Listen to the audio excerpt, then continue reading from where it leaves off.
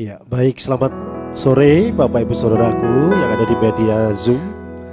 Ya, sama-sama kita akan mulai ibadah kita pada sore hari ini. Ya, yang bersuka cita boleh lambaikan tangan Bapak Ibu Saudara. Haleluya, puji Tuhan. Semoga karena anugerah Tuhan lalu kita boleh ada dan sama-sama kita berada dalam hadirat-Nya. Kita akan sama-sama menyembah Tuhan. Kita berdoa terlebih dahulu Bapak Ibu Saudaraku. Kami bersyukur Tuhan Yesus, Engkau baik untuk selama-lamanya kasih setiamu. Kami mau terus puji-puji Engkau, menyanyikan kebaikan-Mu Tuhan di dalam hidup kami. Dan kami percaya setiap kami di rumah-rumah dimanapun kami berada, ada lawatan Tuhan yang terjadi bagi setiap kami. Sukacita surgawi Tuhan curahkan bagi setiap kami anak-anak-Mu Tuhan. Kami percaya hari ini kami akan terima sesuatu yang luar biasa daripada Tuhan. Terpuji nama-Mu di dalam nama Yesus. Mari yang percaya sama-sama kita katakan amin. Puji Tuhan. Tuhan Yesus baik untuk selama-lamanya kasih setianya. Tepuk tangan sama-sama Bapak Ibu Saudaraku. Haleluya. Kita nyanyi sama-sama bersuka cita dalam hadirat-Nya. Puji Tuhan. Masuk gerbangnya dengan bersyukur. Sama-sama katakan. Masuk gerbangnya bersyukur dengan penuh pujian, bersuka di hadirat-Nya, nyanyi besarkan agung nama-Nya, puji Dia tiuplah sangkakala, musik dan tarian, semua makhluk di bumi di surga dengan senap hati naikkan pujian, sebab Tuhan baik, sebab Tuhan baik, sebab Tuhan baik, anugerahnya kekal selamanya, sebab Tuhan baik, sebab Tuhan baik, sebab Tuhan baik, anugerahnya kekal selamanya. Tepuk tangan sama-sama saudaraku, haleluya. Sama-sama nyanyikan dulu. Yesus Kristus, katakan Yesus Kristus Allah Tuhanku, pencipta segalanya,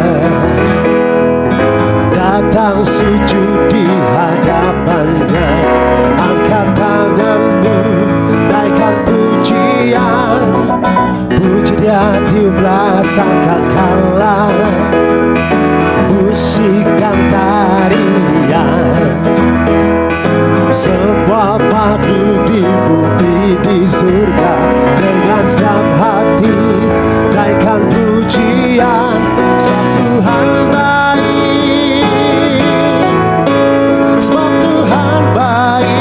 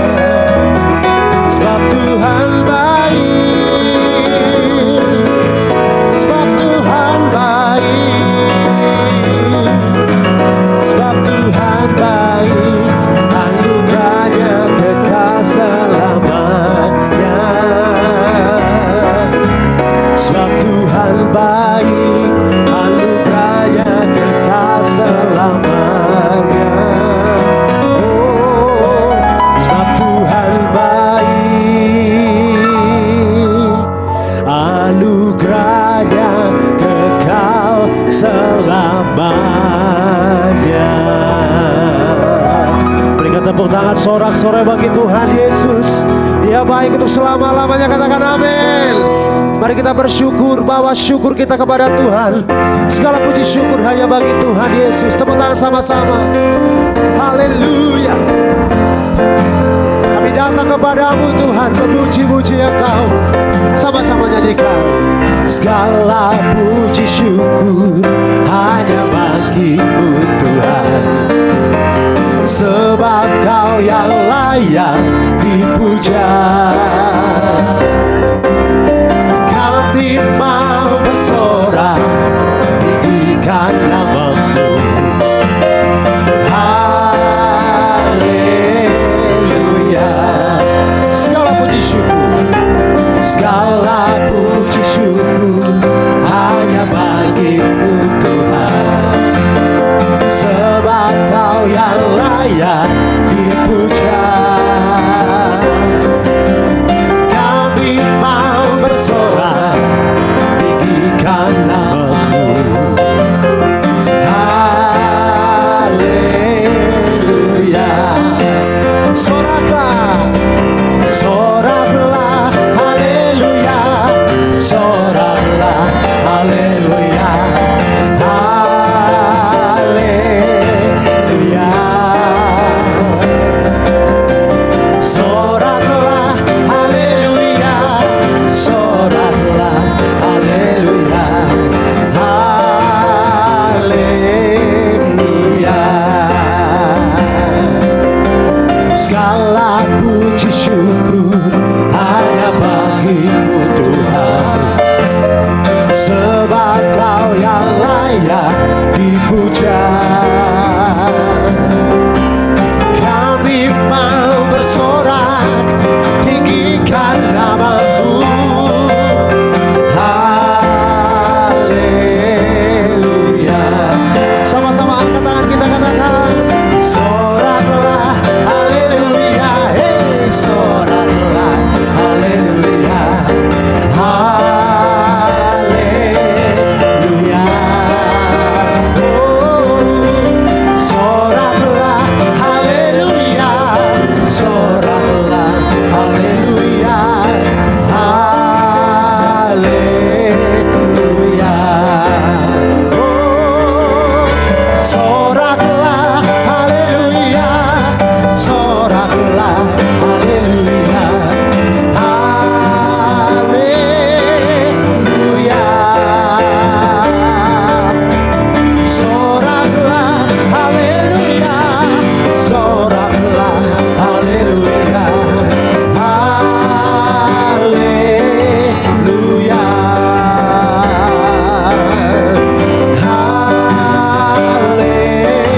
Haleluya. Oh, haleluya. Berikan sorak-sorai bagi Tuhan Yesus. Haleluya, haleluya. Puji Tuhan. Bahwa saja Dia baik, saudara, untuk selama-lamanya kasih setia dalam hidup kita. Katakan amin. Dia Allah yang tak pernah tinggalkan engkau. Dia selalu setia, dan Dia akan terus menuntun hidupmu kepada kemenangan demi kemenangan. Tepuk tangan bagi Dia, saudara. Haleluya. Terima kasih Tuhan Yesus. Ya Bapa, ya Bapa, Engkau baik. Kami tahu kalau kami ada saat ini semua karena anugerah. Oleh sebab itu kami mau bawa hati kami terus untuk menyembah-Mu, memuji-muji nama-Mu, mengagungkan Engkau Tuhan. Biar Kau disenangkan lewat hidup kami. Biar melalui hidup kami nama-Mu dimuliakan untuk selama-lamanya ya Tuhan. Haleluya. Kami bersyukur padamu. Engkau baik ya Tuhan, kasih-Mu berlimpah. Oh, besar setia-Mu dalam hidup kami. Mari dimanapun engkau berada, Bapak Ibu Saudaraku, mari angkat suaramu, naikkan syukur kepada Dia, katakan terima kasih ya Tuhan.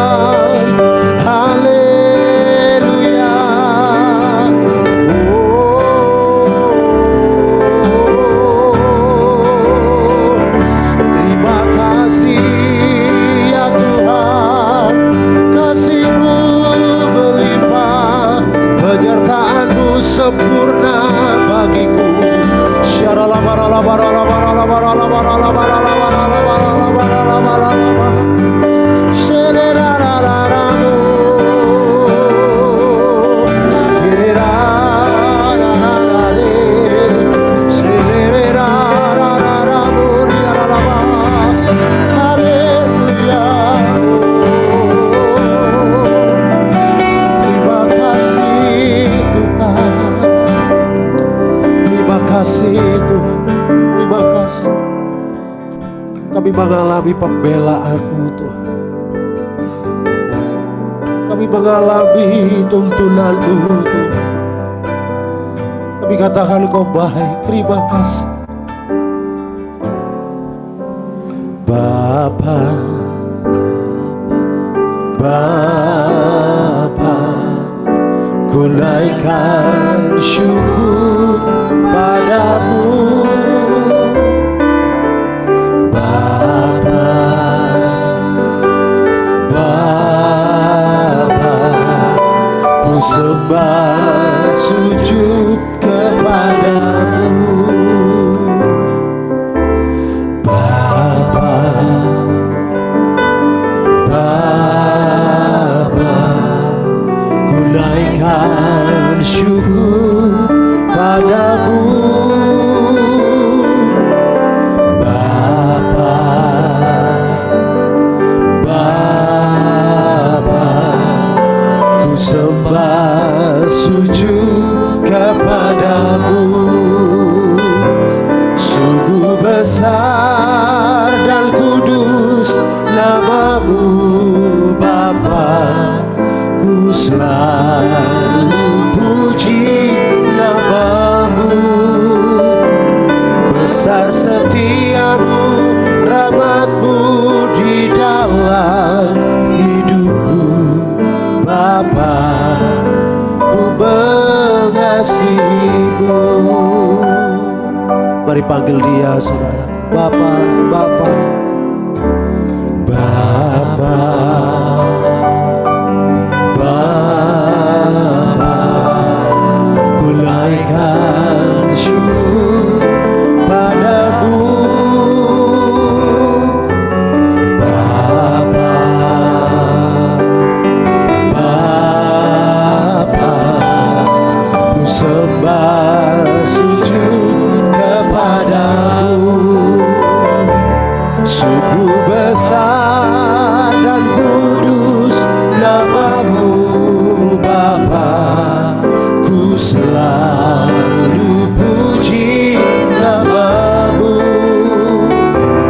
Besar setia-Mu, rahmat-Mu di dalam hidupku Bapa, ku mengasihi-Mu. Sungguh besar dan kudus nama-Mu Bapa, ku selalu puji nama-Mu. Besar setia-Mu, rahmat-Mu di dalam hidupku Bapa, ku mengasihi-Mu. Sungguh besar dan kudus nama-Mu Bapa, ku selalu puji nama-Mu. Besar setia-Mu, rahmat-Mu di dalam hidupku Bapa. Mari sama-sama angkat tanganmu, sembah Dia Bapak Ibu Saudaraku. Haleluya. Oh,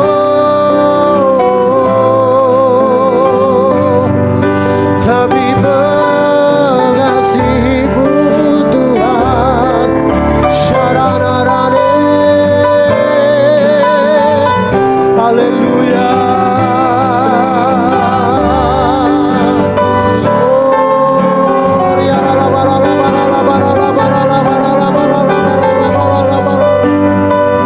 Besar setia-Mu dalam hidup kami Tuhan. Kami tidak pernah dibiarkan sendiri. Kami dipelihara oleh Tuhan dengan sempurna.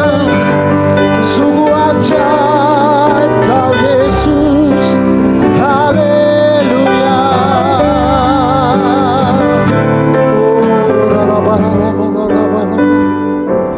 Sungguh besar dan kudus nama-Mu. Mari katakan diri saudara. Ku selalu puji nama-Mu. Besar setiamu, rahmat-Mu di dalam hidupku, Bapa. Mari sambil pegang dadamu, saudaramu katakan ini. Sungguh besar dan kudus nama-Mu, Bapa. Ku selalu puji nama-Mu. Besar setiamu, rahmat-Mu di dalam hidupku, Bapa. Ku mengasihi-Mu, Bapa. Ku mengasihi-Mu, Bapa.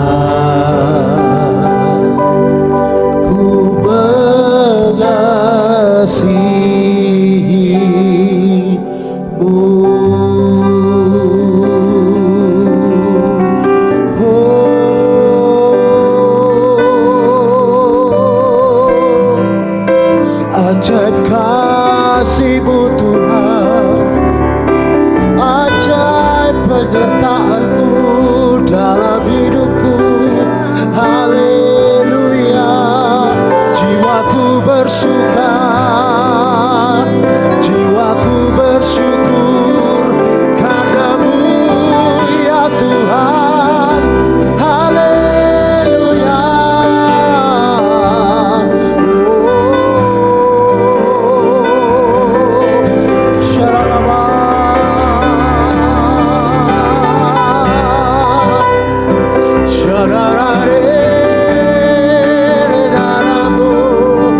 Sebab hanya Kau saja yang layak terima segala pujian, hormat, dan kemuliaan untuk selama-lamanya ya Tuhan.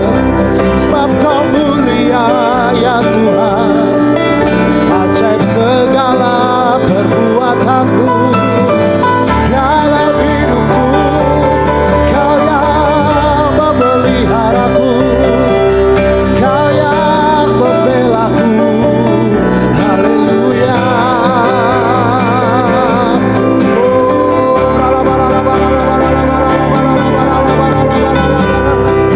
Kasih-Mu yang besar itu Tuhan menyelamatkan jiwa kami.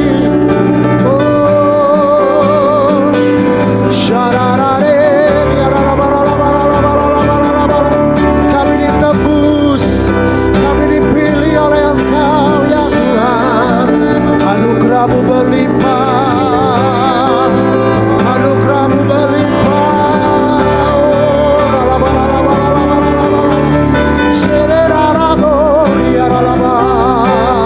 Haleluya.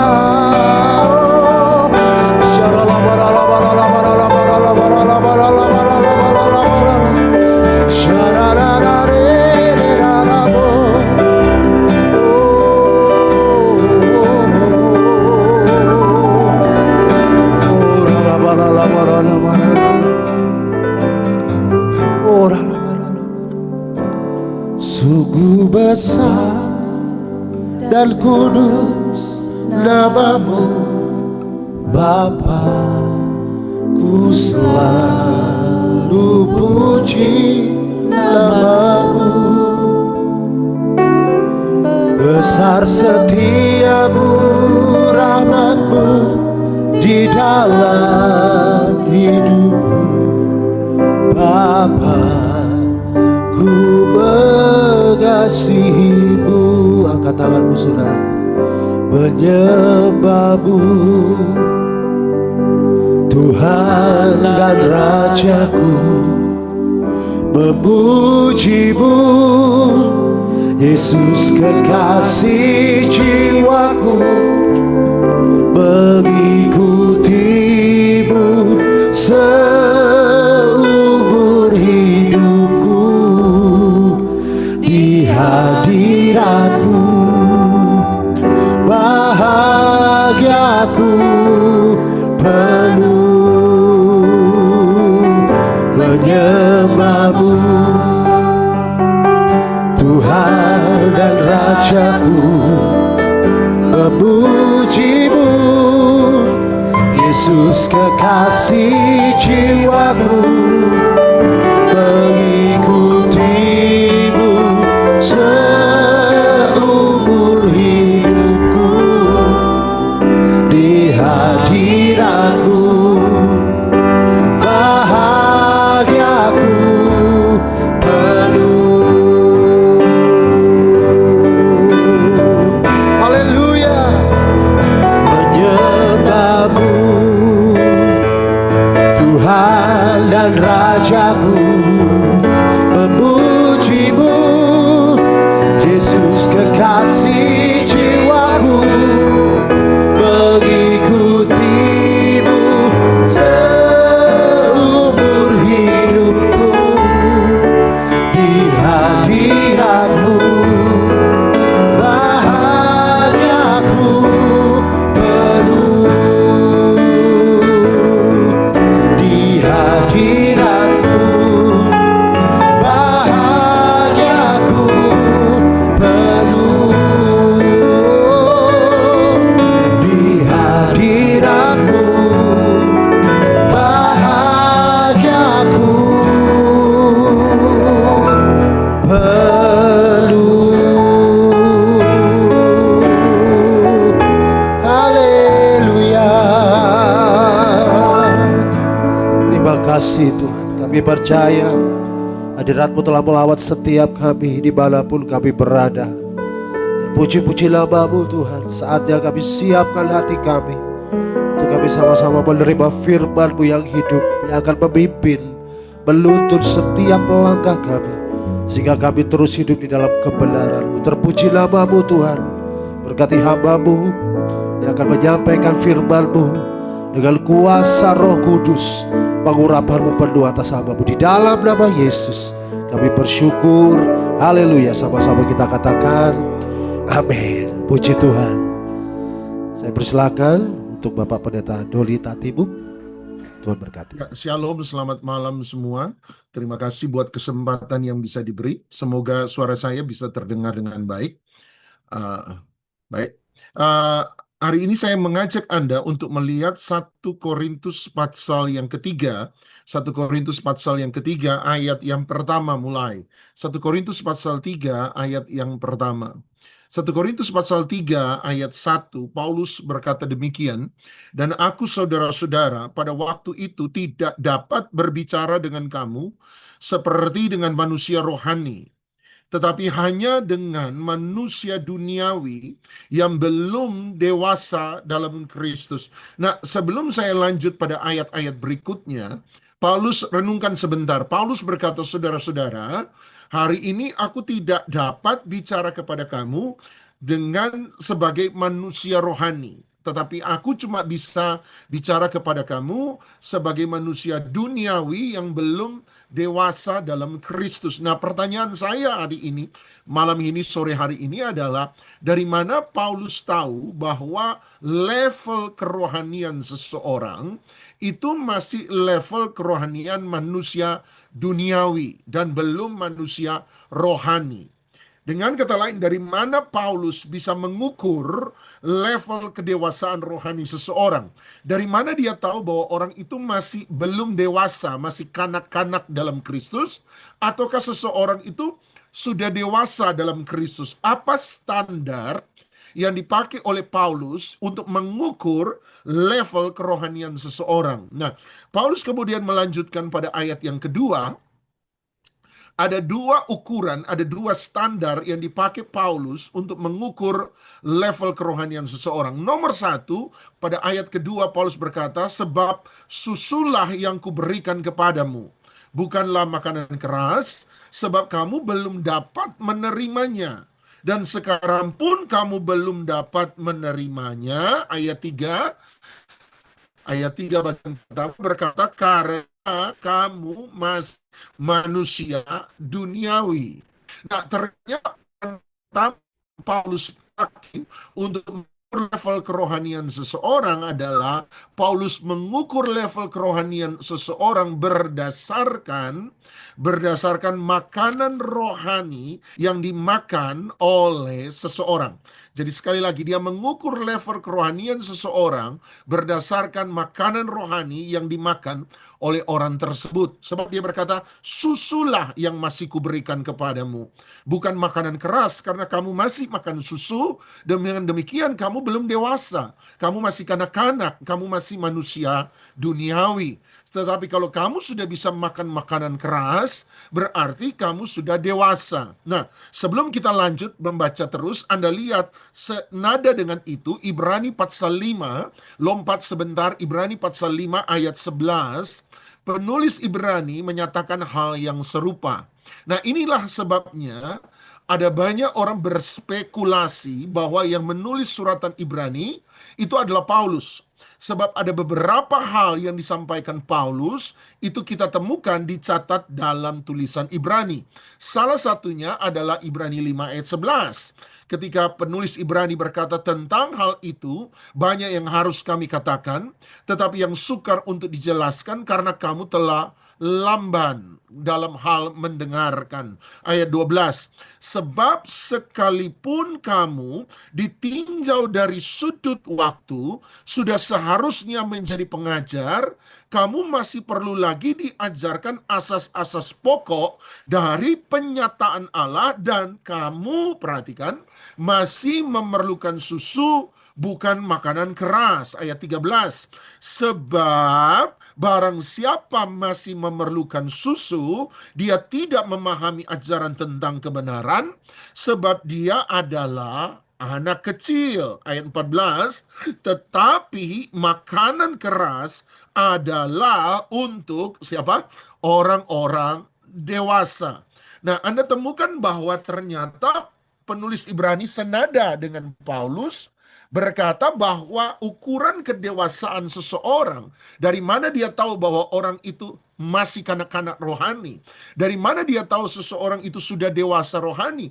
Penulis Ibrani senada dengan Paulus berkata, dari makanan rohanimu yang kamu makan. Sebab kamu masih makan susu, berarti kamu masih kanak-kanak. Kamu belum memahami kebenaran, berarti kamu masih anak kecil dalam Tuhan. Kamu belum dewasa. Sebab kalau kamu sudah bisa makanan keras, barulah kamu disebut dewasa. Jadi ukuran level kerohanian kita itu diukur dan akan selalu diukur berdasarkan makanan rohani yang Anda dan saya makan. Nah, kembali ke 1 Korintus pasal 3, sebab kita belum selesai ayat yang ketiga.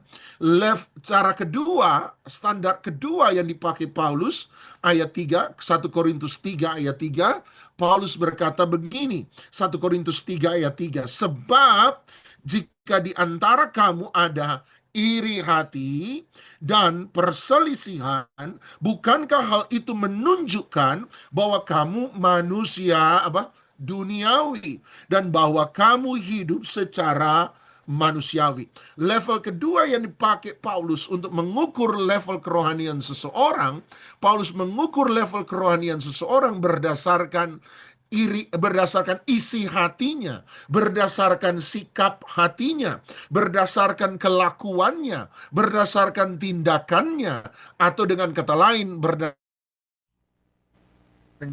dia berkata, sebab kamu masih iri hati, kamu masih berselisih, kamu masih bertengkar, kamu masih sikut kanan sikut kiri, kamu masih melakukan hal-hal yang buruk. Dengan demikian, bukankah hal itu menunjukkan bahwa kamu adalah manusia duniawi dan belum menjadi manusia rohani? Jadi sekali lagi ada dua level, ada dua standar, ada dua ukuran yang dipakai Paulus untuk mengukur level kerohanian seseorang. Nomor satu, makanan rohani yang dimakan oleh orang itu. Dan nomor dua adalah karakter orang itu. Sekali lagi, nomor satu, makanan rohani. Nomor dua, karakter. Nah, yang nomor dua, karakter, menurut saya sudah banyak disampaikan dari mimbar-mimbar gereja hari-hari ini. Tetapi menurut saya yang pertama, makanan rohani itu masih sangat sekali jarang dibahas dari mimbar-mimbar gereja.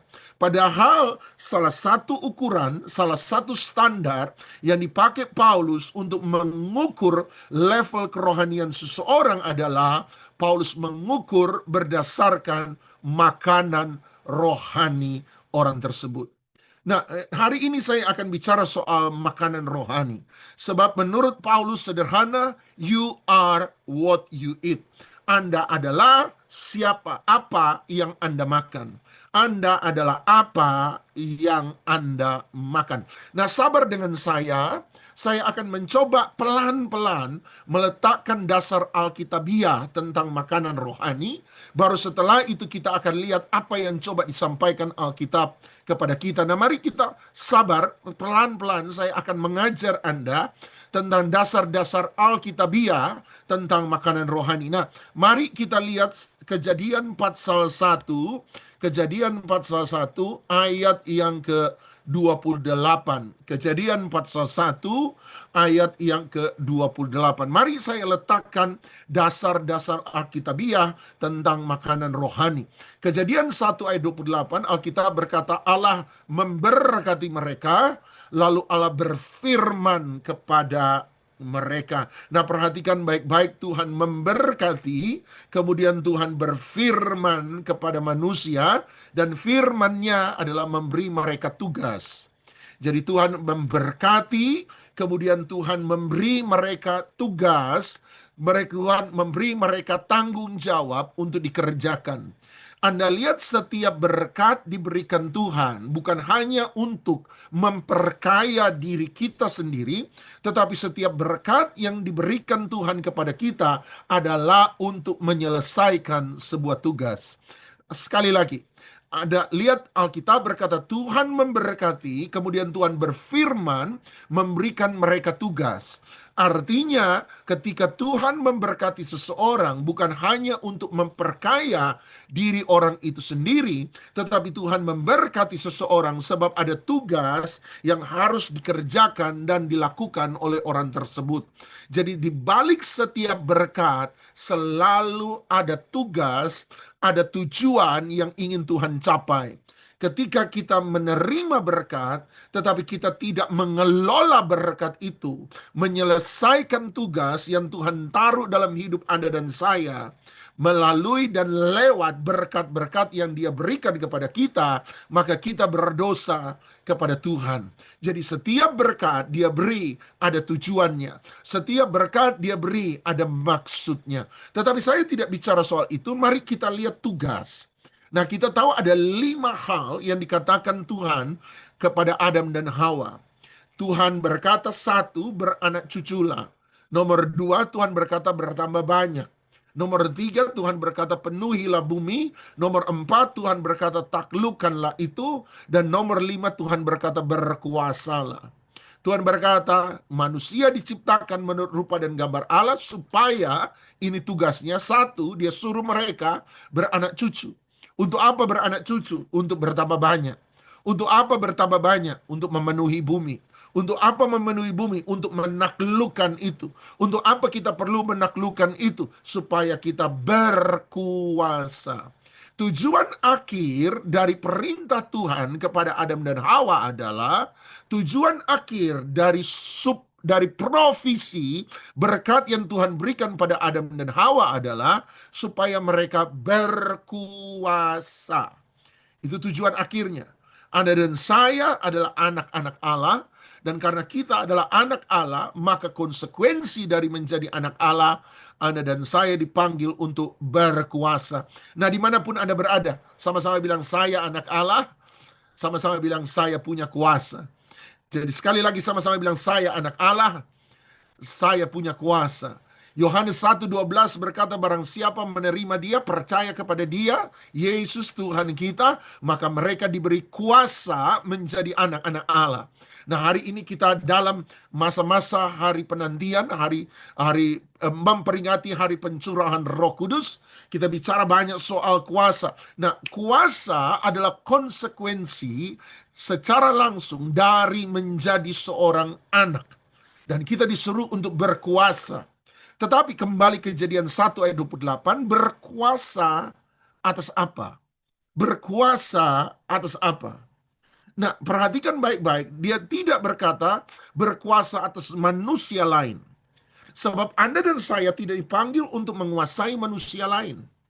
Kita tidak dipanggil untuk menguasai manusia lain. Manusia diciptakan bukan untuk berkuasa atas manusia lain. Manusia diciptakan, Kejadian 2 ayat 18, tidak perlu lihat di sana. Kejadian 2:18 berkata, tidak baik manusia seorang diri, aku akan menjadikan seorang penolong baginya. Jadi manusia diciptakan untuk menjadi penolong bagi manusia lain. Manusia diciptakan untuk melayani manusia lain. Manusia tidak diciptakan untuk berkuasa atas manusia lain. Kepemimpinan rohani adalah wujud dari sebuah pelayanan dan bukan wujud dari sebuah kekuasaan. Sekali lagi, kepemimpinan rohani itu bukanlah wujud dari sebuah kekuasaan, tetapi wujud dari sebuah pelayanan. Seorang pemimpin rohani diletakkan di antara komunitas rohani bukan untuk menguasai orang-orang yang ada di dalam komunitas rohani tersebut. Tetapi seorang pemimpin rohani diletakkan Tuhan di antara sebuah komunitas rohani untuk melayani orang-orang yang ada dalam komunitas tersebut. Jadi setiap arahan, setiap nasihat, setiap perintah, setiap pengajaran yang disampaikan oleh seorang pemimpin rohani bukan dengan maksud untuk menguasai orang-orang yang ada dalam komunitas rohani. Tetapi seorang pemimpin mengarahkan, seorang pemimpin rohani menasihati, seorang pemimpin rohani mendidik, seorang pemimpin rohani mendisiplinkan, itu sebagai wujud pelayanannya kepada Tuhan melalui orang-orang yang dia layani. Semoga Anda setuju.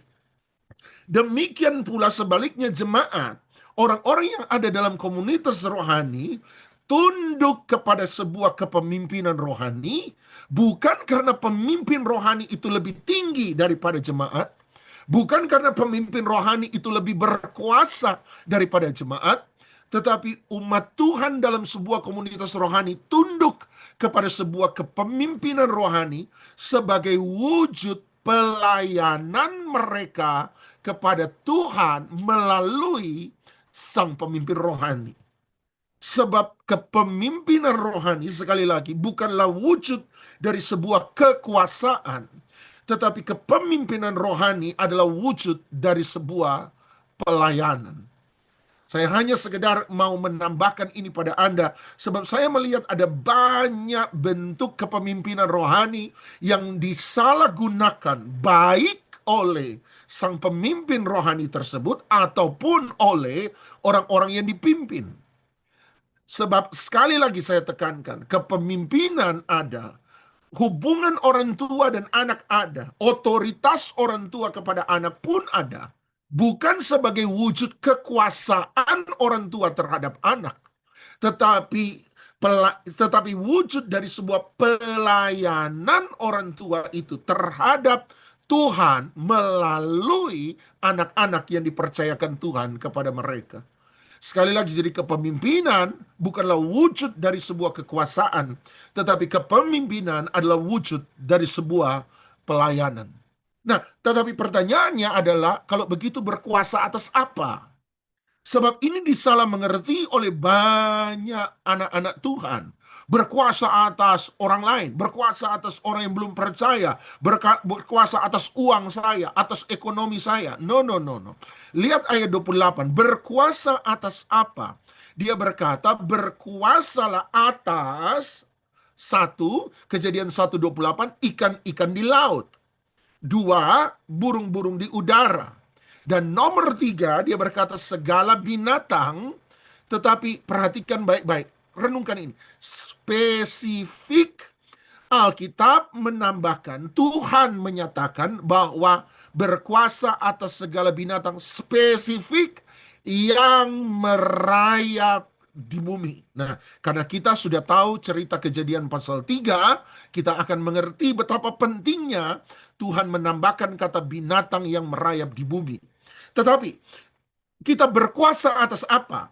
Jawaban saya sederhana, berkuasa atas binatang, bukan atas manusia lain, tetapi berkuasa atas binatang, sebab ikan adalah bentuk dari binatang, burung adalah wujud dari binatang, dan binatang jelas, beast itu binatang. Jadi manusia diciptakan untuk berkuasa atas beast, atas binatang. Manusia diciptakan to become the master of the beast, tuan atas binatang. Berarti manusia ada di atas. Posisi manusia ada di atas binatang. Sabar dengan saya, sabar dengan saya. Saya coba meletakkan dasar-dasar Alkitabiah. Nah, mari saya lanjut ayat 29 supaya Anda bisa melihat. Anda tidak akan memahami ayat 28 kalau Anda tidak pernah buka dan mengerti ayat 29 dan ayat 30. Perhatikan baik-baik. Berfirmanlah Allah, kemudian Tuhan melanjutkan. Dia berkata, lihatlah aku memberikan kepadamu segala tumbuh-tumbuhan yang berbiji di seluruh bumi dan segala pohon-pohonan yang buahnya berbiji. Itulah yang akan menjadi, perhatikan, makananmu. Manusia, ayat 28, sebentar, tahan di situ ayat 29. Manusia menjadi tuan atas binatang. Dan Anda menemukan sebagai tuan atas binatang, manusia akan diberi dua jenis makanan. Ada dua jenis makanan. Nomor satu, tumbuh-tumbuhan berbiji. Gandum, jelai, padi, jagung. Tumbuh-tumbuhan berbiji. Nomor dua, buah-buahan berbiji. Pepaya, apel, melon, lemon, tomat. Buah-buahan berbiji. Jadi manusia sebagai tuan atas binatang akan mendapat dua jenis makanan. Satu, tumbuh-tumbuhan berbiji. Nomor dua, buah-buahan berbiji. Lihat ayat 30. Ayat 30, binatang kemudian, Tuhan bicara soal binatang ayat 30, tetapi kepada segala binatang di bumi, dia ulang ayat 28, segala burung di udara, segala binatang yang merayap di bumi, yang bernyawa, ku berikan hanya ada satu jenis makanan. Manusia sebagai tuan, karena ada di atas, dia dapat dua. Sementara binatang yang ada di bawah, dia dapat satu. Jelas sekarang? Jadi manusia itu lebih penting, manusia ada di atas binatang sebab dia the master of the beast. Dia dapat dua jenis makanan, sementara binatang mendapat satu jenis makanan. Makanan apa yang diberikan Tuhan kepada binatang? Ku berikan kepada binatang segala tumbuh-tumbuhan hijau menjadi makananmu. Jadi sekali lagi, manusia dapat dua jenis makanan, tumbuh-tumbuhan berbiji dan buah-buahan berbiji. Sementara binatang hanya dapat satu jenis makanan, yaitu tumbuh-tumbuhan hijau. Untuk mempermudah penjelasan saya, kata tumbuh-tumbuhan hijau, bahasa aslinya menggunakan kata ezef. Ezef. E-S-E-V. Ezef. Jadi Tuhan memberikan kepada binatang makanan. Makanan apa? Ezef. Kepada manusia, tumbuh-tumbuhan berbiji dan buah-buahan berbiji. Kepada binatang, dia beri satu saja, yaitu ezef, tumbuh-tumbuhan hijau. Nah, sekarang Anda lihat Kejadian pasal 3 ayat 18. Kejadian 3 ayat 18, ketika manusia jatuh dalam dosa. Perhatikan ini. Perhatikan baik-baik. Sabar dengan saya letakkan setelah ini saya selesai meletakkan dasar-dasar Alkitabiahnya. Lihat ayat 18. Dia berkata, manusia ketika jatuh dalam dosa, Tuhan berkata, semak duri dan rumput duri yang akan dihasilkannya bagimu. Dan, perhatikan, tumbuh-tumbuhan di padang akan menjadi makanan. Tuhan bilang pada Adam, ketika Adam jatuh dalam dosa, Tuhan bilang, Adam, mulai dari sekarang, tumbuh-tumbuhan di padang akan menjadi makananmu. Nah, renungkan sebentar. Kenapa ketika manusia jatuh dalam dosa, Tuhan mengubah makanannya? Ingat tadi Kejadian 1:29, manusia diberi dua jenis makanan, satu tumbuh-tumbuhan berbiji, dua buah-buahan berbiji. Tiba-tiba Kejadian 3, ketika manusia jatuh dalam dosa, Tuhan berkata, mulai dari sekarang makananmu cuma satu. Nah, ingat tadi, yang dapat satu makanan siapa? Binatang. Tiba-tiba Tuhan berkata, mulai dari sekarang makananmu hanya satu, yaitu tumbuh-tumbuhan di padang. Kenapa dia mengubah makanan manusia? Dan yang lebih menariknya lagi adalah kata tumbuh-tumbuhan di padang, bahasa aslinya adalah esef. Tunggu sebentar. Esef, Kejadian 1:30 saya berkata, esef adalah makanannya apa? Binatang. Tiba-tiba manusia jatuh dalam dosa dan Tuhan berkata, manusia, Adam, mulai dari sekarang, esef, makanan binatang, akan menjadi makananmu. Apa yang coba disampaikan Alkitab kalau begitu kepada kita? Nah, Alkitab mencoba menyampaikan kepada Anda dan saya bahwa ketika manusia jatuh dalam dosa, manusia yang tadinya tuan atas binatang, the master of the beast, sekarang menjadi sama dengan binatang. You are what you eat. Anda apa yang Anda makan.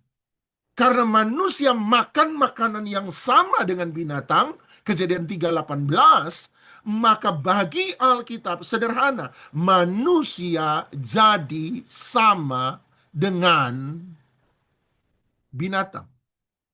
Dosa selalu devaluing, merendahkan nilai sesungguhnya dari seorang manusia. Dosa menghancurkan nilai sejati dari kemanusiaan kita. Manusia dibuat jadi sama dengan binatang. Nah, apa artinya saya berkata bahwa manusia dibuat jadi sama dengan binatang? Ini tafsiran saya. Anda setuju, puji Tuhan. Anda tidak setuju, biarlah kita tetap bersaudara dalam Tuhan Yesus Kristus. Haleluya. Saya percaya manusia jadi sama dengan binatang dalam hal ini. Binatang bergerak karena 3 motivasi. Binatang bergerak karena 3 dorongan dasar. 1, binatang bergerak karena emosi. Tempat di mana Anda berada, sama-sama bilang emosi, perasaan, feeling, intuisi, naluri. Jadi nomor 1, binatang bergerak karena dorongan emosi. Nomor 2, binatang bergerak karena dorongan kebutuhan. Kebutuhan, di tempat di mana Anda berada, sama-sama bilang kebutuhan. Dan nomor 3, binatang bergerak karena dorongan nafsu. Di tempat di mana Anda berada, sama-sama bilang nafsu. Jadi binatang bergerak karena 3 dorongan, emosi, kebutuhan, nafsu. Emosi, Anda boleh taruh tangan di dada. Kebutuhan, Anda taruh tangan di perut. Dan nafsu, Anda tunjuk saja tangan Anda di tempat di mana ada aurat dari manusia. Jadi binatang bergerak karena 3 hal. Hati, emosi. 2, kebutuhan. 3, nafsu. Binatang bergerak karena 3 hal itu. Ketika manusia sekarang hidup dan bergerak melakukan sesuatu karena semata-mata dorongan, emosi, kebutuhan, dan atau nafsu, maka apa bedanya manusia dengan binatang? Itu yang coba saya sampaikan pada Anda. Emosi, misalnya. Ada saya ngalami konseling, dan dalam konseling saya selalu belajar. Saya hari ini belajar.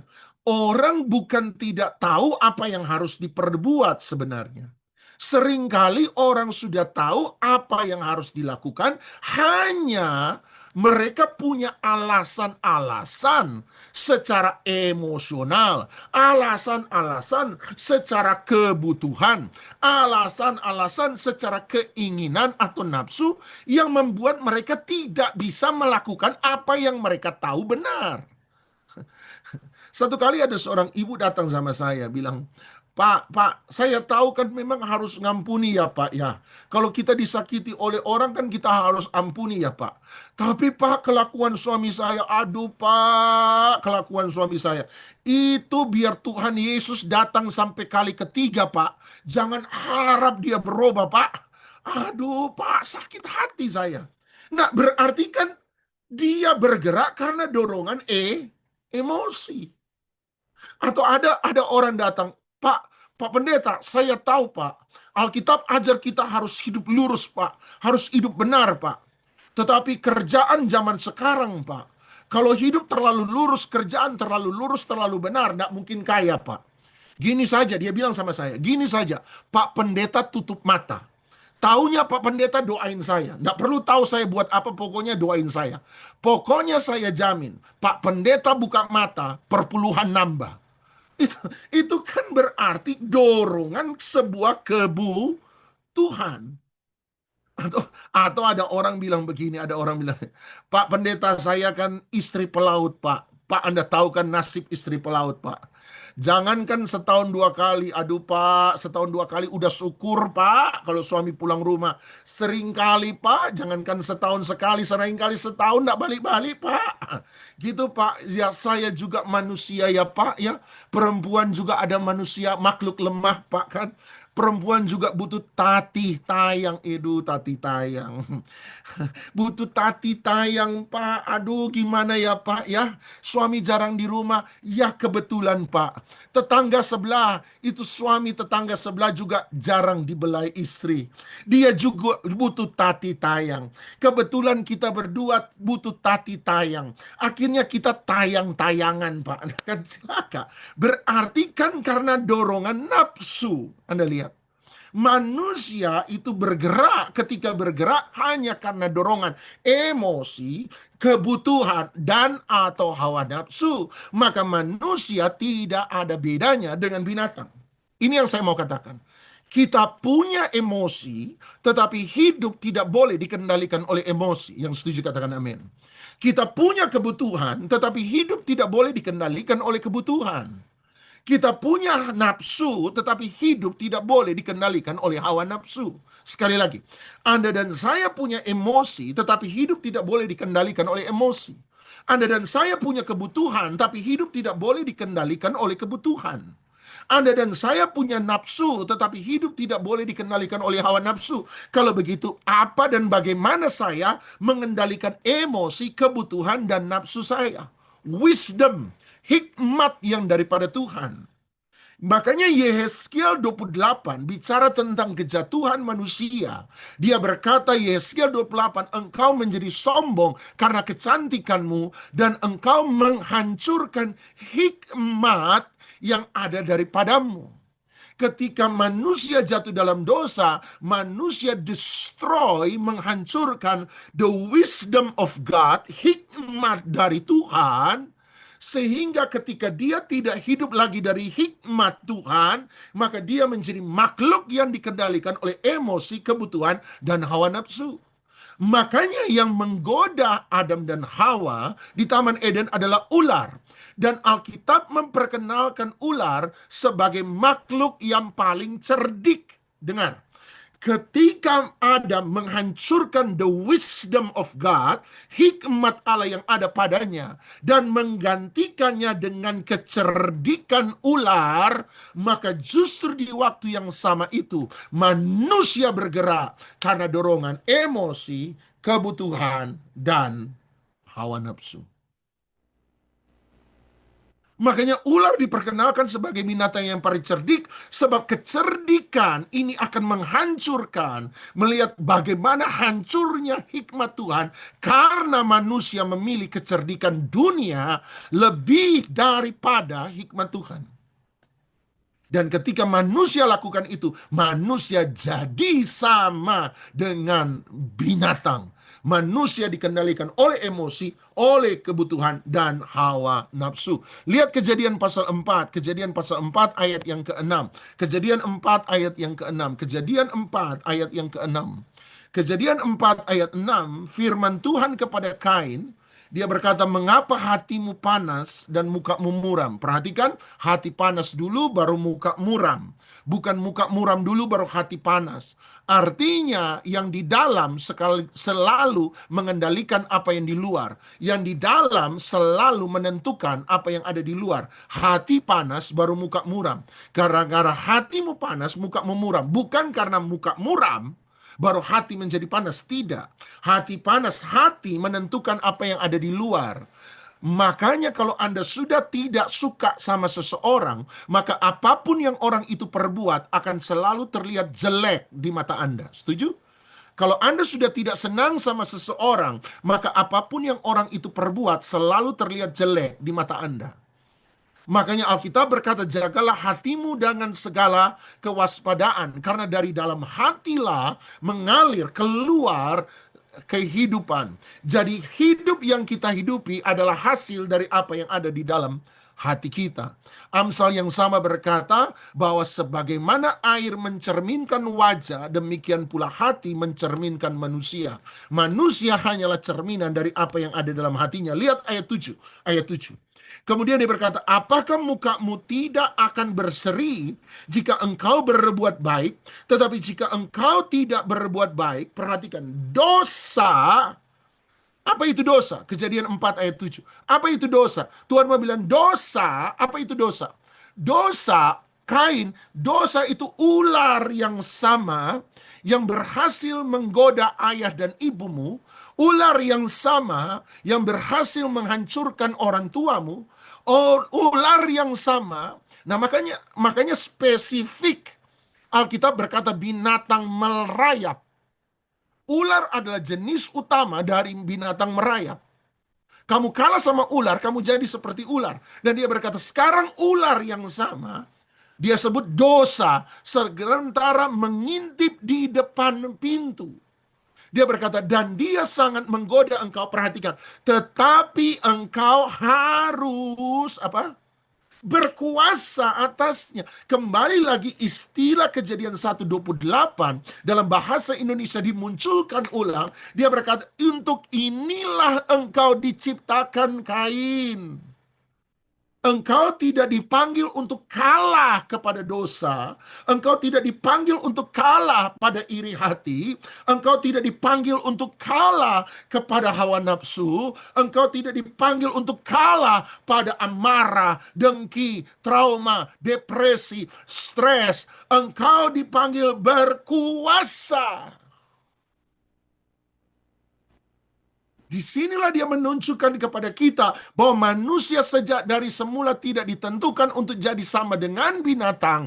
Manusia ditentukan dari semula diciptakan untuk menjadi the master, tuan atas binatang.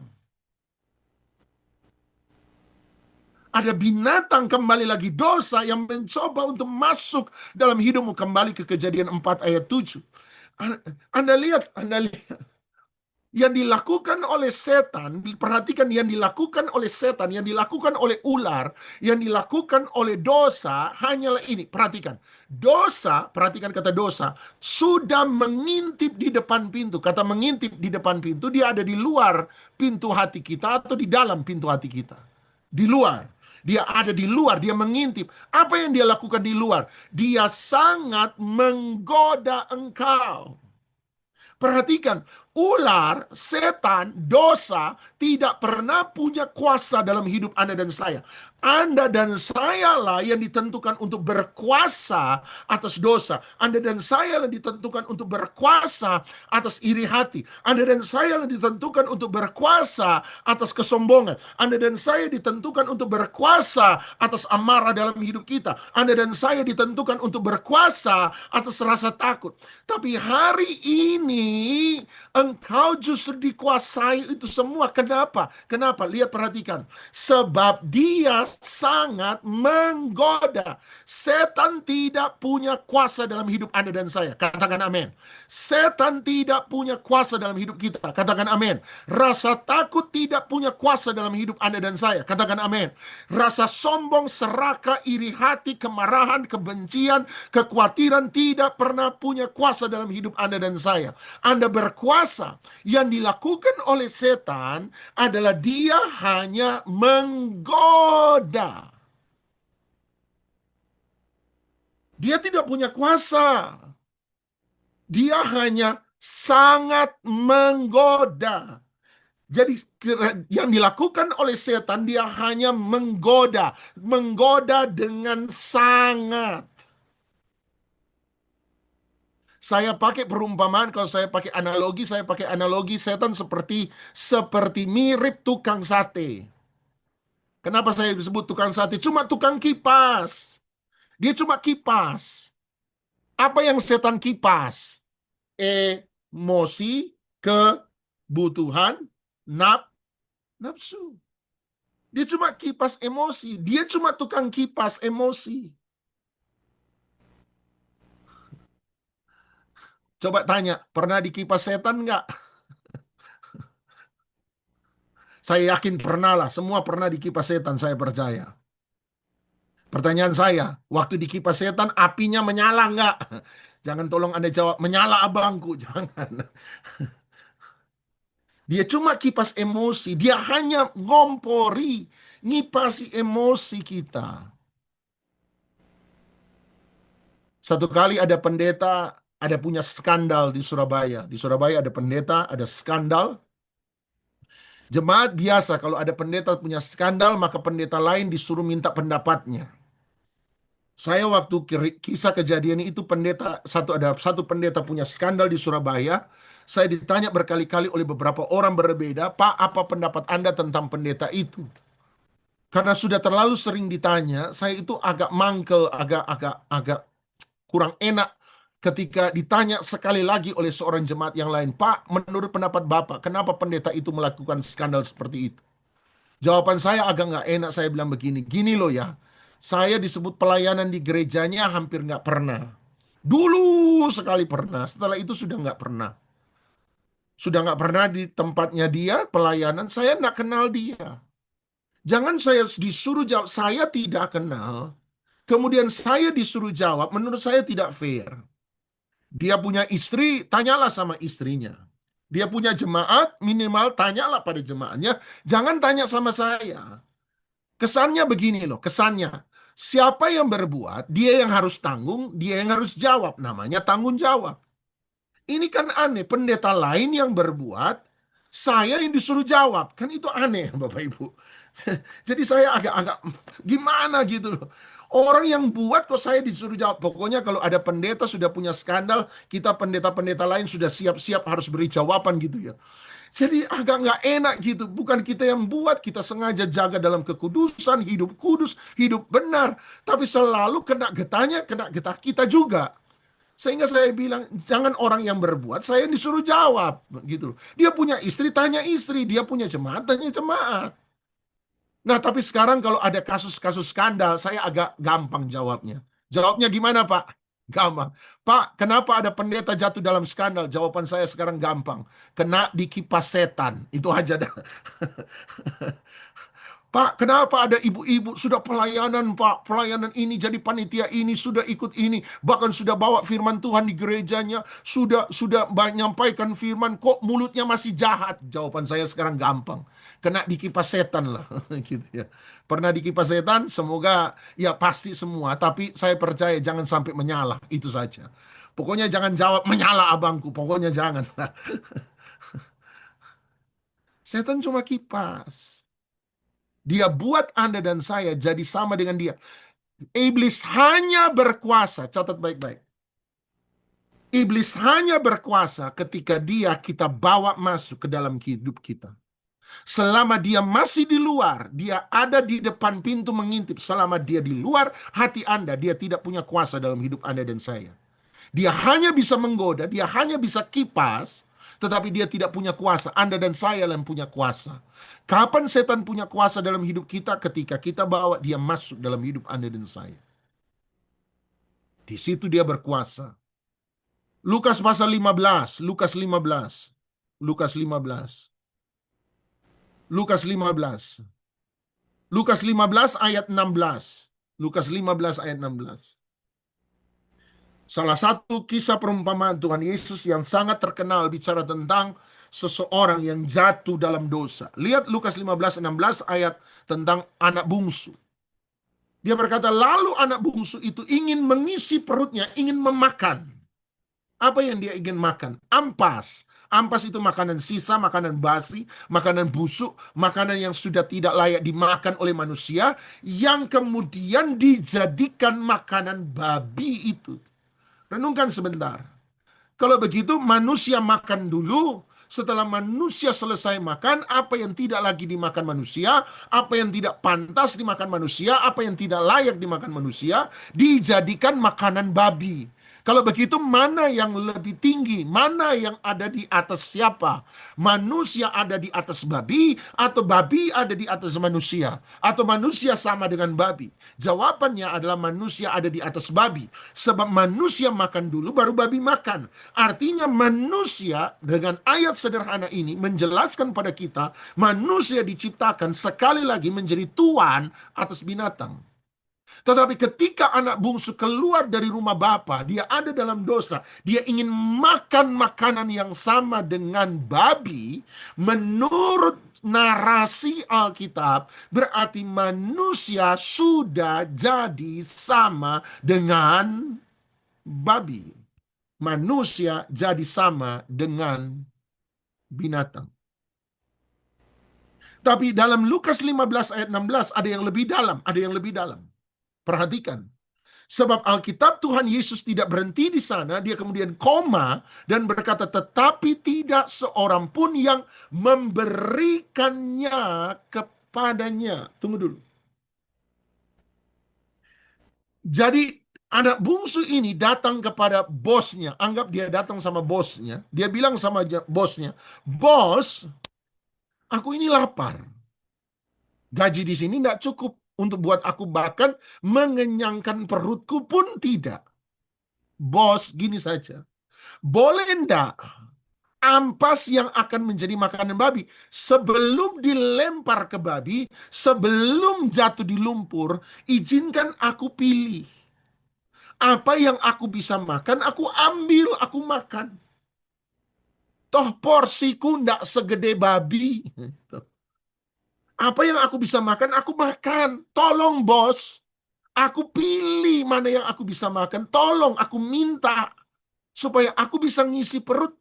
Alkitab berkata, tetapi bosnya tidak memberikannya kepadanya. Nah, menurut kisah itu, bagi sang bos, mana yang lebih bernilai, mana yang lebih berharga, babinya atau anak bungsu itu?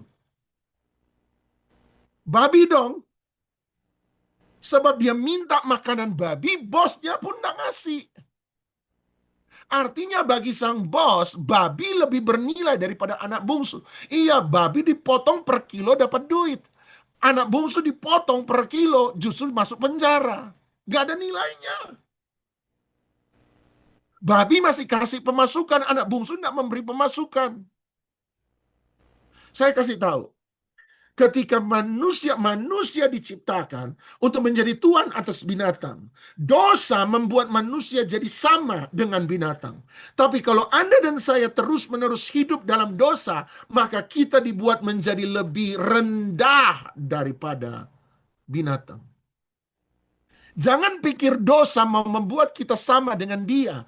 Dosa akan membuat kita lebih rendah daripada dia. Makanya ketika Yesus menebus kita dari dosa, maka dia menyebut kita bahwa kita adalah hamba dosa. Hamba dosa berarti manusia yang jadi tuan atas dosa, sekarang bukan hanya jadi sama dengan dosa, tapi manusia yang tadinya tuan atas dosa, sekarang jadi kacungnya, hambanya dosa. Dosa sekarang jadi tuan atas manusia. Jangan pikir dia mau ada sama dengan dia. No. Kalau kita terus ada dalam dosa, hidup dalam dosa, maka manusia yang jadi tuan atas binatang sekarang dibuat jadi hamba atas binatang. Dosa akan selalu menghancurkan nilai kemanusiaan yang sesungguhnya. Dari budak dia akan merubah menjadi tuan.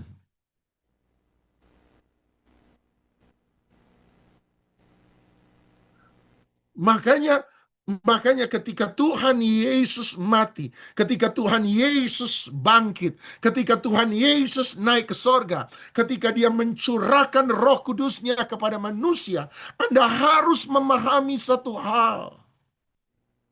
Bahwa semua itu dia lakukan sebagai tindakan penciptaan baru kepada manusia yang sudah rusak dan sudah hancur. Yang tadinya tuan atas dosa, sekarang menjadi hamba dosa. Tuan atas binatang, sekarang terbalik menjadi hambanya binatang. Dia ciptakan kita jadi ciptaan yang baru. Supaya kita bisa kembali lagi. Have the power, punya kuasa. Untuk apa? Menjadi tuan kembali lagi atas binatang dalam setiap kehidupan Anda dan saya. Coba Anda baca narasi Yohanes, baca Injil Yohanes. Injil Yohanes dimulai dari Yohanes 1 ayat 1. Pada mulanya firman. Firman itu bersama-sama dengan Allah dan firman itu adalah Allah. Semua orang yang membaca Alkitab setuju bahwa ketika kita membaca pada mulanya adalah firman. Itu mengingatkan kita pada satu hal, Kejadian 1 ayat 1. Tapi tidak cukup hanya sampai di situ. Lihat Yohanes 20 ayat 1. Yohanes 20 ayat 1, kebangkitan Kristus.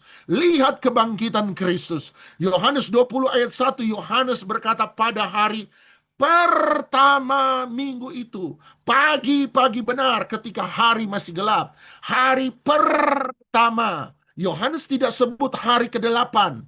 Padahal angka 8 adalah angka kebangkitan. Tapi dia tidak menyebut hari kebangkitan Yesus sebagai hari ke-8. Dia sebut kebangkitan Yesus sebagai hari pertama. Lompat Yohanes 20 ayat 18. Saya tunjukkan pada Anda Yohanes 20, maaf. Yohanes 20 ayat yang maafkan saya. Yohanes 20 ayat yang ke-22. Yohanes 20 ayat 22. Yohanes 20 ayat 22, dan sesudah berkata demikian, dia menghembusi mereka, menghembuskan, meniupkan nafasnya, dan berkata, terimalah Roh Kudus. Bapak Ibu, Bapak Ibu, Bapak Ibu, Bapak Ibu, di mana dalam Alkitab Anda temukan 3 frase kata ini muncul dalam waktu yang hampir bersamaan? Di mana dalam Alkitab Anda temukan 3 frase kata ini muncul dalam waktu yang hampir bersamaan? 1, pada mulanya. 2, hari yang pertama ketika masih gelap datanglah terang. Dan yang ketiga, Tuhan menghembusi manusia dengan nafasnya. Di mana Anda temukan 3 frase kata ini muncul di waktu yang hampir bersamaan? Pada mulanya, hari pertama timbullah terang, mengalahkan kegelapan, dan Allah menghembusi nafasnya. Kapan Anda temukan ini 3 frase muncul dalam waktu yang hampir bersamaan? Kejadian 1 dan Kejadian 2 ketika bicara soal penciptaan muka bumi, termasuk penciptaan manusia. Berarti apa makna kebangkitan Kristus? Apa makna dia naik ke surga? Apa makna dia mencurahkan Roh Kudus? Dia menciptakan manusia kembali lagi menjadi ciptaan yang baru. Itu sebabnya Paulus berkata, bagi mereka yang ada dalam Kristus, sesungguhnya mereka adalah ciptaan yang baru. Yang lama sudah berlalu dan yang baru sudah datang. Dia membuat mereka yang tadinya menjadi hamba dosa, hamba binatang, Anda yang jadi lebih jahat daripada binatang, dia robah kita kembali menjadi manusia yang have power, kuasa, menjadi tuan atas binatang itu sendiri.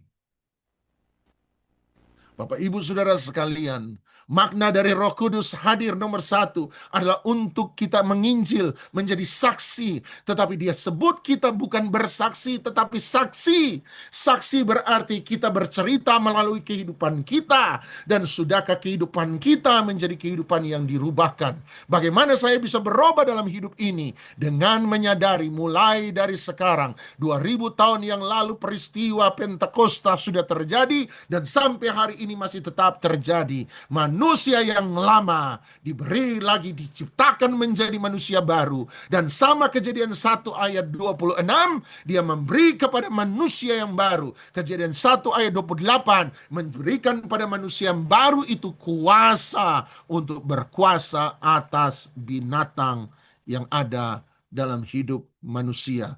Emosi, kebutuhan, dan hawa nafsu.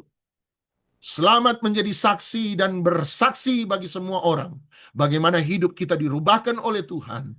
Hidup kita yang lama sudah berlalu. Dan yang baru sesungguhnya sudah hadir dalam hidup kita. Mari kita tundukkan kepala, siapkan roti dan anggur perjamuan Anda.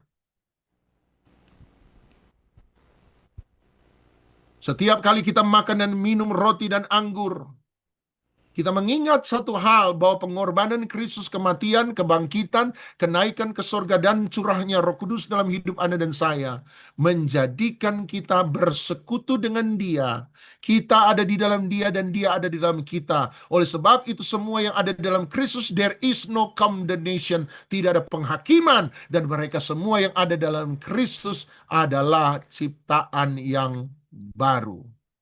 Anda tidak perlu lagi kalah kepada ular. Anda tidak perlu lagi kalah kepada dosa. Anda tidak perlu lagi kalah kepada amarah, kepada kebencian, sakit hati, emosi, nafsu Anda. Anda tidak perlu lagi kalah. Anda punya kuasa. Anda berkuasa. You are the sons of God. Anda dan saya adalah anak-anak Allah. The child of God, anak-anaknya Allah. Dan barang siapa yang percaya dan menerima Dia, diberi kuasa untuk menjadi anak-anak Allah.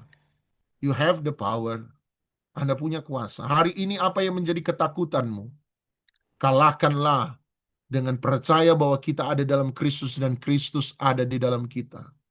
Apa yang menjadi kebencianmu? Hancurkan dan kalahkanlah. Dengan menyadari bahwa sekarang saya ada dalam Kristus dan Kristus ada dalam saya.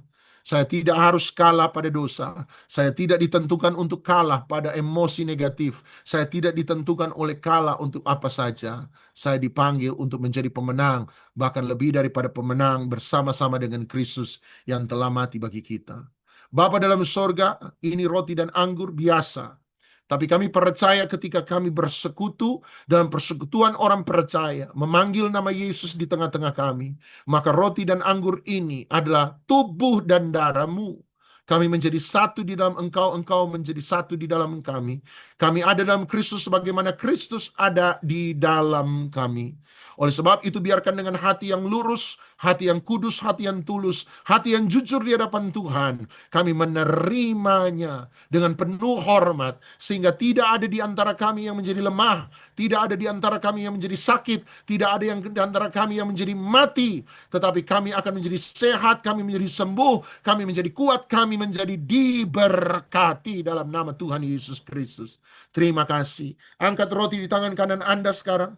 Dengarlah firman Tuhan. Tuhan Yesus pada perjamuan makan malam terakhir mengambil roti, mengucap berkat atasnya. Berkat jasmani, berkat rohani, berkat spesial, berkat tak terduga, berkat long lasting menjadi bagian dalam hidup Anda dan saya. Memecah-mecahkan roti itu sambil berkata, inilah tubuhku yang telah diserahkan dan dipecahkan bagi kamu. Perbuatlah ini menjadi peringatan akan aku. Ingat akan kebaktian Kristus. Ingat akan semua kebaikan Kristus. Percayakah Anda bahwa roti yang telah kita pecah-pecahkan ini adalah persekutuan dengan tubuh Kristus? Amin. Mari kita makan dengan iman, makan bersama-sama di dalam nama Tuhan Yesus Kristus.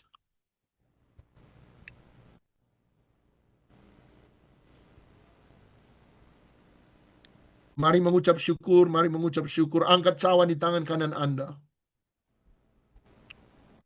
Tuhan Yesus kemudian mengambil cawan anggur dan mengucap syukur atasnya. Inilah eukaristia kami, pengucapan syukur kami. Sambil berkata, inilah cawan perjanjian baru yang telah dimeteraikan oleh darah anak domba Allah. Darah yang suci, darah yang mulia, darah Yesus yang tidak bercacat celah. Darah yang oleh karenanya kita telah menerima pengampunan dari dosa-dosa kita. Darah yang telah oleh karena bilur-bilurnya telah menjadikan kita sembuh dalam nama Tuhan Yesus Kristus. Darah yang menjadikan kita bersaudara di dalam tubuh Kristus yang mulia. Percayakah Anda bahwa cawan yang kita ucapkan syukur atasnya ini adalah persekutuan dengan darah Yesus? Amin. Mari kita minum dengan iman, minum bersama-sama di dalam nama Tuhan Yesus Kristus. Oh, terima kasih, terima kasih, terima kasih, terima kasih, terima kasih. Kami percaya kami adalah ciptaan baru, kami ada di dalam Engkau. Oleh sebab itu kami punya kuasa. Kami kembali lagi ada dalam kuasa. Oh, kami punya kuasa atas binatang-binatang. Dosa, binatang hawa nafsu, binatang emosi, binatang kebutuhan yang salah dalam kehidupan kami. Kami bisa kembali lagi punya kuasa. Kami tidak ditentukan untuk hancur, kami tidak ditentukan untuk kalah, kami tidak ditentukan untuk mati oleh karena dosa. Kami ditentukan untuk menang dan hidup oleh karena Kristus. Terima kasih. Oleh sebab itu kami percaya Bapa dalam sorga, ada kesembuhan, ada mujizat, ada pertolongan Tuhan terjadi. Biarlah berkat Tuhan terlimpah dalam hidup kami, sebab kami ada di dalam berkat itu sendiri. Kami ada dalam kuasa itu sendiri. Kami ada dalam kepenuhan Kristus. Terima kasih. Kami ada dalam perlindungan dan pertolongan-Mu. Oh, darah yang mulia. Oh, darah yang suci sudah menjadi insurance, jaminan kami untuk menerima berkat-berkat sorgawi dalam hidup kami. Terima kasih, terima kasih, terima kasih. Kami mengucap syukur di dalam nama Tuhan Yesus Kristus. Haleluya. Amin. Saya serahkan kembali kepada pembawa acara. Ya,